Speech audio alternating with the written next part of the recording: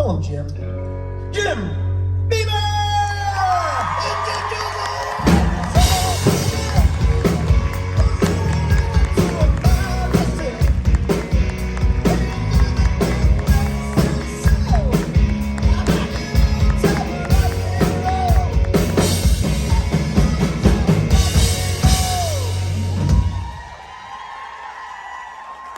To finish that song. No, they always stop playing it right when you come over to me. And then everybody leaves. So, Well, we just want you to have your alone time with the good people of New Jersey. We're here backstage if you need us. Just okay. give us a snap. If this gets as dull as I expect it will, I'll call you out. Okay. Good morning, idiots.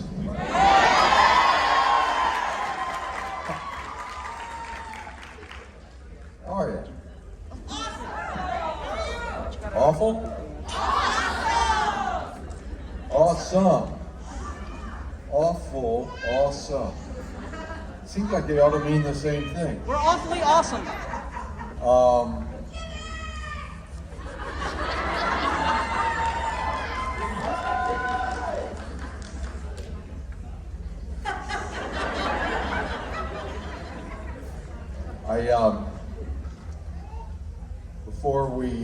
Before we get started here, I'd like to take a moment of silence for my career.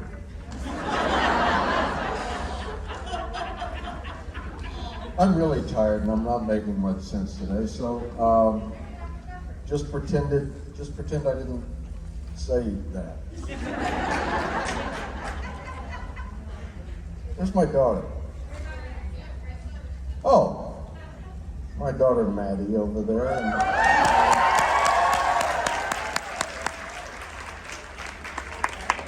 She's easy to spot. She's the one wearing a mask. Oh wait. Anyway, she came over all the way from New York City. She rode a bus 52 minutes to see her old man. Oh, I said minutes. Not that big a deal. But I'm glad you're here, kiddo. I love you too. We love you both. That's because you don't know as well. Okay, well, let's get this rodeo started. Hi, how are you? Good morning. This is my 9th convention, my first question, so I'm a wreck. I saw this on social media, so I know it's true. You put a list of your favorite Westerns and then the ones you disliked. And one of them that you disliked a lot is my favorite, one of my favorites, Silverado. Am I missing something? What am I missing? Yeah, it's a terrible movie.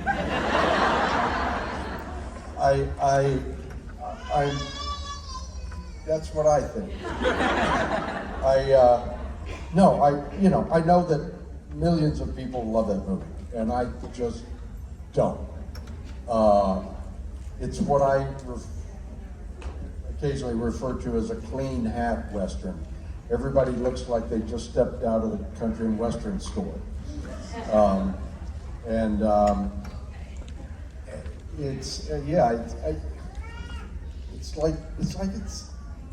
you ever had a chance, go on YouTube sometime and look some of the Westerns that they make in Germany. Germans are very smart, but it's all a little off. And it kind of reminded me of that. It's like this gigantic, I wanted to love it so bad.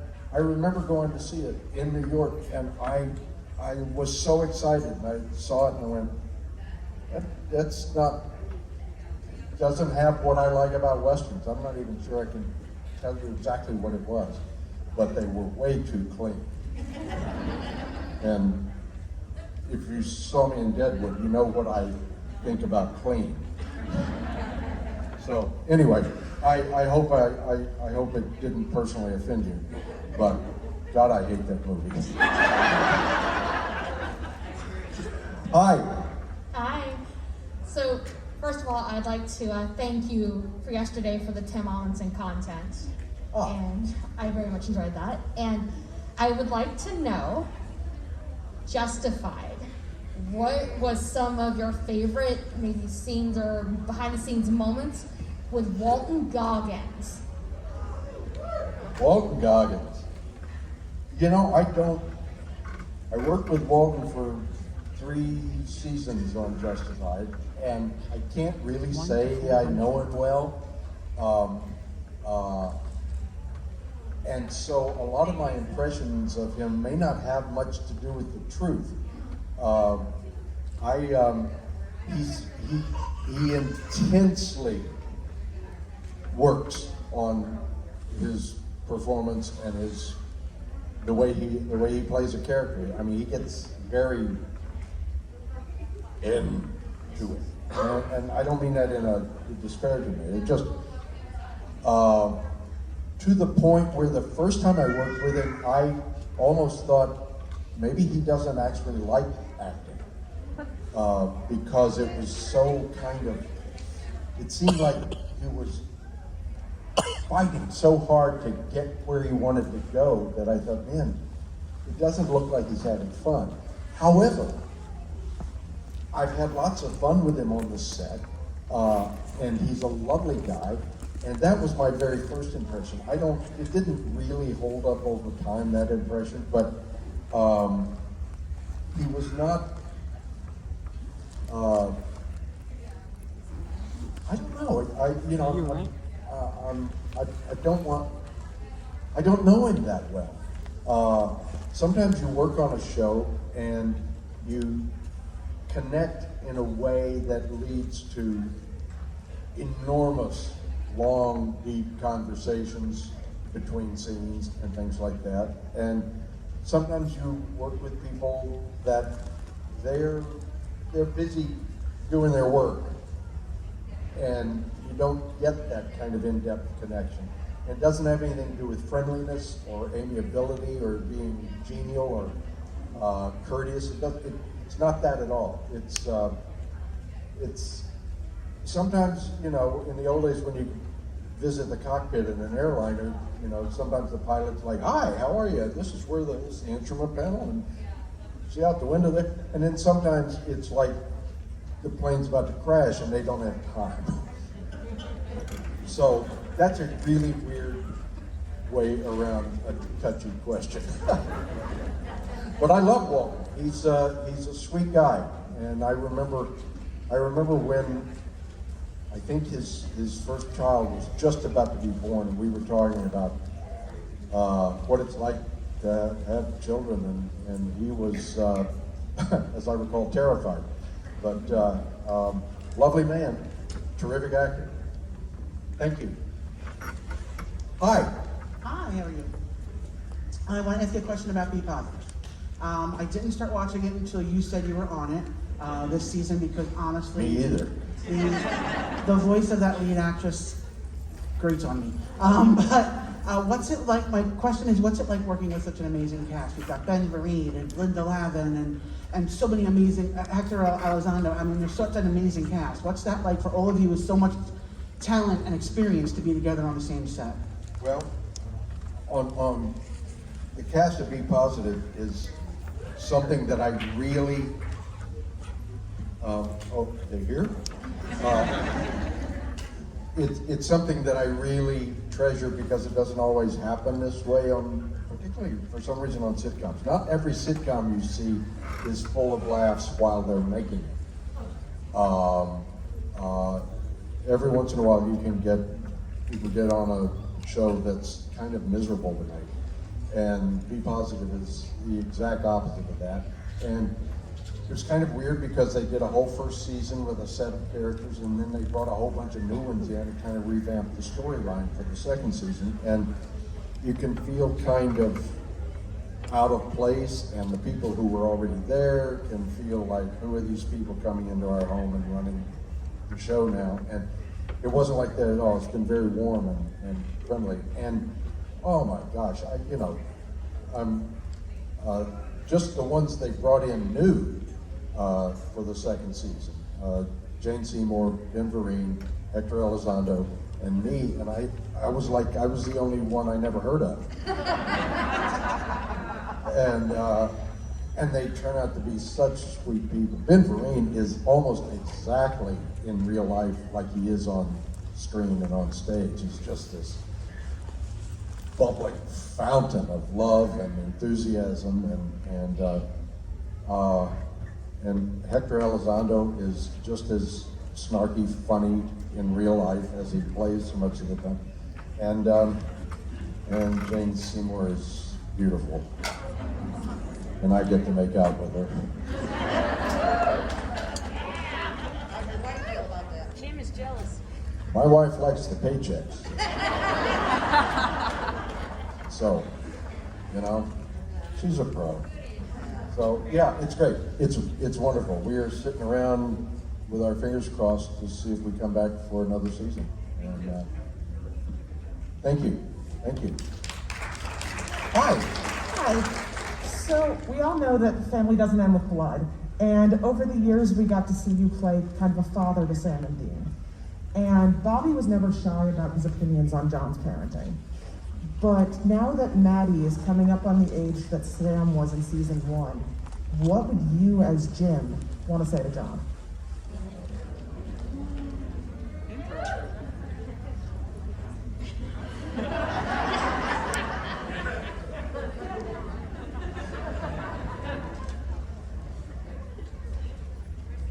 Now that Maddie is coming up to the age of Sam. Maddie is only 2 years younger than Sam was in season Right. 1. So what would I say to John? About parenting and having a kid the same age. Oh.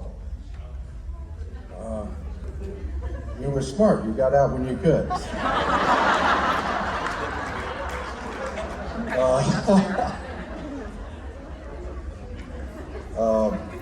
I can say that after having raised a fine young woman.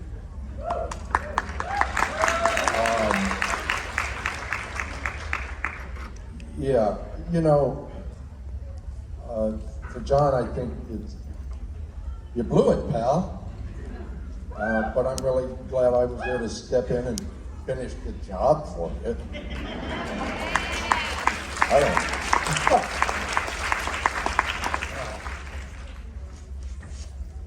No, I'm not going to say that. Never mind. Thank you. Hi. Hi. How's your weekend? It's okay. I'm seeing a few friends. So my question is, how are you and Bobby both alike? We're almost exactly the same height. And he's almost as good looking. And he's smarter and braver. Other than that, we're identical, I think. No, I like Bobby's snarkiness. It feels very familiar. And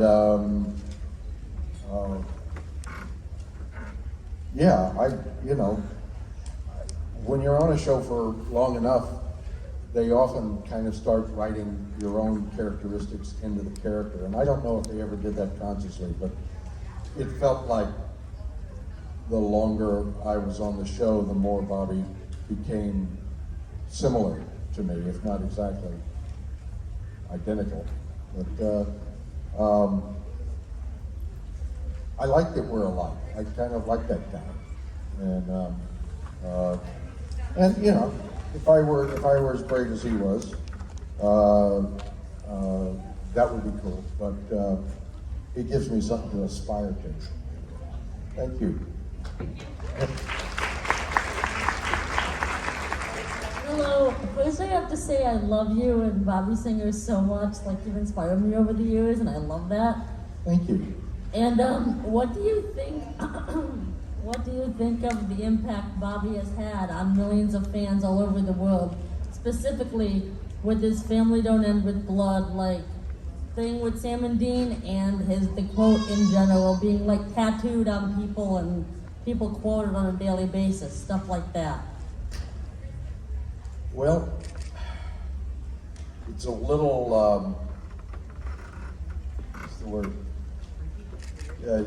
Intimidating to think that I could show up on this TV show and have any kind of influence on how people think. And most of that influence, of course, is due to the writers and the character they created. But it does give me a sense of fulfillment and real honor that the character has come to stand for something that I think is admirable and that people have taken it into their hearts and that it has had an impact. They gave me that line to say, family don't end with blood. And I kind of knew that philosophy beforehand, but the fact that they put that into words, in those words, in that character, at that moment on the show, and that it led to millions of people like you who believe it and live by it. That's pretty amazing for, a TV show on Thursday night at 9 or Friday 8 or Tuesday at 8 or Wednesday at 9, wherever they move this. But it's kind of humbling, and if I can say it's humbling and I'm proud in the same sentence, I'm very proud to be the guy who got to say those words, and I'm very pleased that they mean so much to all of you guys. Thank you. Hi. Hi. So Bobby has given a lot of advice to Sam and Dean over the years. What do you think is some of the best advice Bobby has given to them? And what is advice you think Bobby would give to us? Don't be an idiot. Kind of wraps everything up in a tight little package, doesn't it?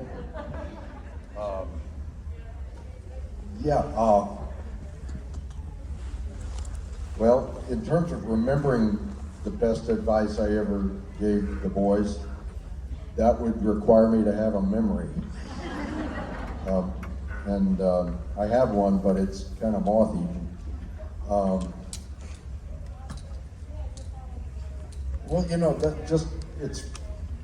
was being funny, but don't be an idiot and family don't end with blood. What more do you need? And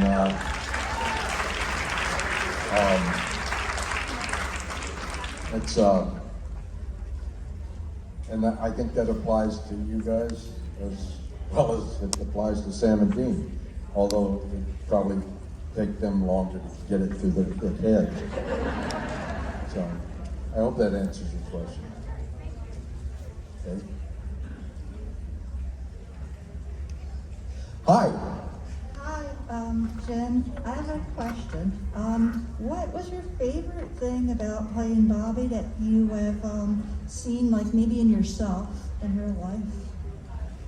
What was my favorite thing about playing Bobby that I see in myself? Or have you like learned anything that maybe in your real life experience about playing your character? Always kiss the sheriff.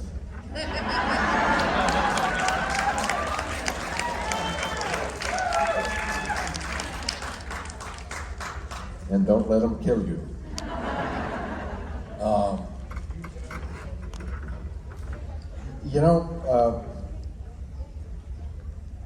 That's a hard one to answer. There's so much about Bobby that I admire. That his strength, his determination, his commitment, his loyalty to those he considers family.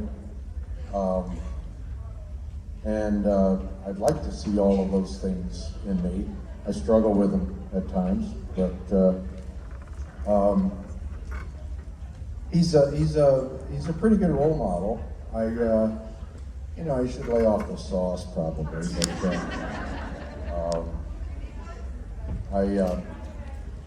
but then, you know, he might not be Bobby if he didn't throw a few back now and then.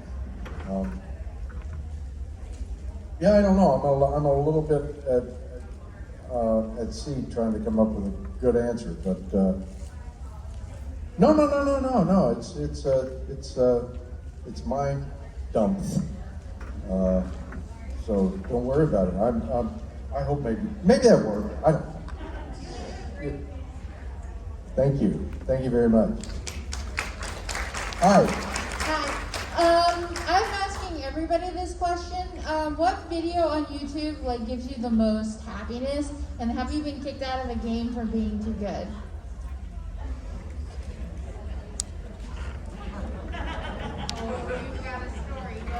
What video on YouTube has given me the most happiness? Yes. What makes you the most happy? Like if you're down or something, what picks you up?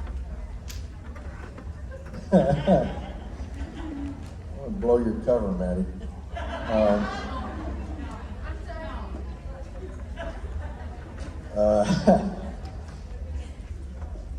You know, when Maddie was very little, she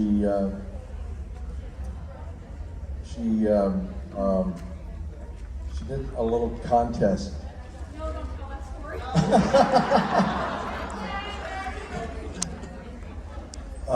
Yeah, it was a contest where I think you had to sing or lip sync or something, the theme song to a YouTube show. And she did it, and you know, it was cute and everything. And she was very little, but not long ago, I ran across that video of her little contest audition or whatever it was, and I watched it again. I was like, oh my gosh, she is so cute. Remind me to delete that. She can't stand for anybody that thinks she's cute, or ever was. But yeah, I can't think of anything on YouTube that gives me more pleasure than seeing that little thing. And what was the other? Have you been kicked out of a game for being too good? Have I been kicked out of the game? A game. A game. Most of them. No, I don't think so. I did. I was playing Trivial Pursuit years ago with a bunch of people I didn't know except for one friend, and I was winning every hand, and this room full of strangers, especially this one guy, started getting kind of hot under the collar because I was winning and winning and winning and winning, and they didn't know me, and it was like, you know, you're ruining our party. And I said, no, it's just coincidence. I just keep getting questions that I just happen to know, you know. I said, turn over the next card, and I bet you anything that I won't know the answer to the top question on the card. And they turned over the card, and the question was about something I was in the middle of writing a book about.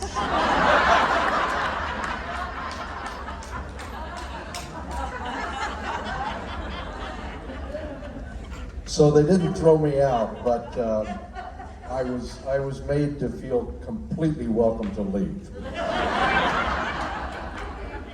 Thank you. Hi. Hi. You had mentioned earlier that they started writing in bits about yourself into Bobby. So just how much do you love Tori Spelling?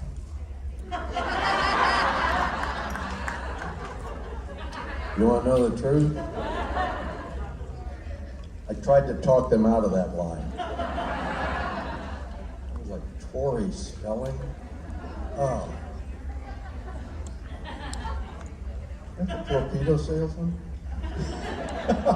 How are you? In joke. Yeah, I'm, whatever the opposite word for fan is of Tori spelling, you could probably find me lined up on that side. But no, I don't have anything against her. Just, I don't like her like Bobby does. Hi. Hi, my question is, we all know that Bobby was such a major father figure for the boys, but in your opinion, if he was their actual father, do you think they would have turned out any differently? Or were they just kind of destined to turn out the way they did?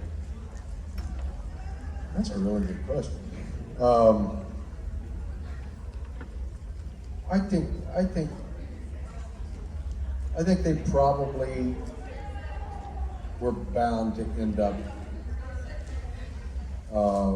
the way they ended up, given similar environmental circumstances.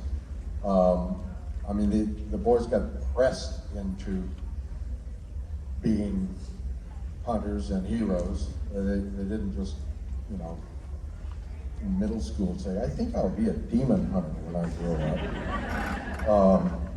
So circumstances had a lot to do with it, but I think that,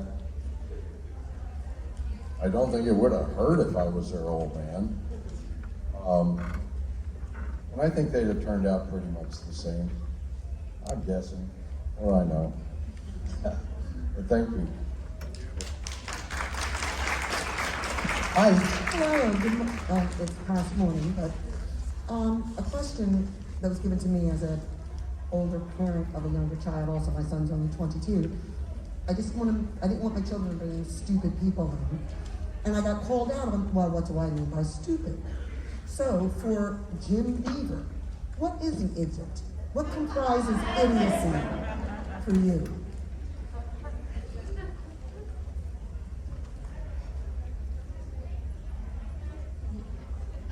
Well,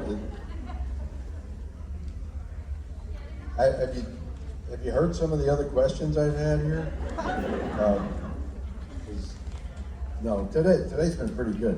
It's been pretty smart questions. I've had a few idiot questions in my time. I think an idiot is somebody who isn't willing to learn, who isn't willing to expand his or her horizons, who thinks they already know, who doesn't need to be educated, who doesn't need to question their own positions on things. People who aren't open-minded and considerate of the possibility of change. And people who do dumb stuff. It seems like a pretty good definition to me.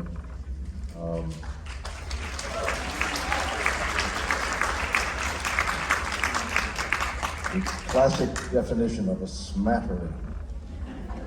Hi. Hi again. So my mom actually has a question for you today. She wants to know what you notice Bobby's demographic of fans are based on older or younger, because she's noticed that Jared and Jensen, Sam and Dean have a very younger fan group for the most part. So she wants to know what you've seen. I think Bobby's demographic is beautiful and intelligent.